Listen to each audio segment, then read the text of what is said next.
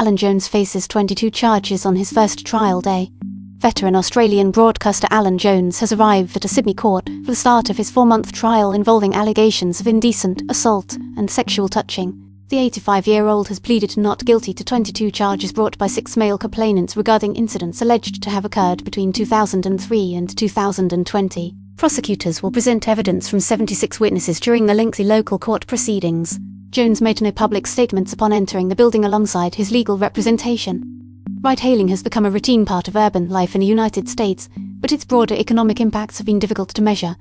As Uber and Lyft expanded across hundreds of cities over the past decade, they promise more flexible work for drivers and convenience for passengers.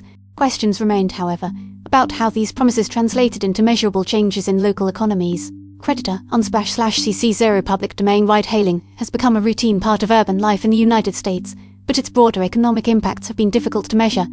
The Chancellor, John Healey, has said the government is standing by to prevent the public from being taken for a ride at the pump or the till as the Iran war continues to hit prices. While he said there had been no significant evidence of so-called price gouging during the crisis, he used a weekend column to tell the big retailers that ministers were watching closely for any signs of profiteering. 1 Danish and 1 Greek national died in the incident, while a British pilot and another Greek crew member survived.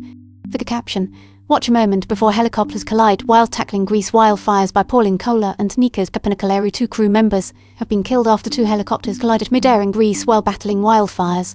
The fatalities were a Danish pilot and a Greek fire service liaison officer. A British pilot and another Greek coordinator on the 2nd helicopter survive. Fender CEO Edward Bard Cole gave an interview to T3 in May celebrating the 75th anniversary of the Telecaster with comments on AI and music that initially flew under the radar.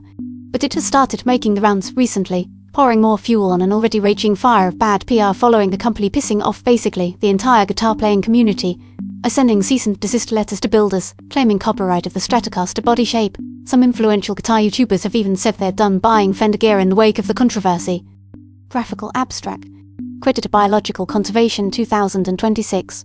DOI 10. 1016.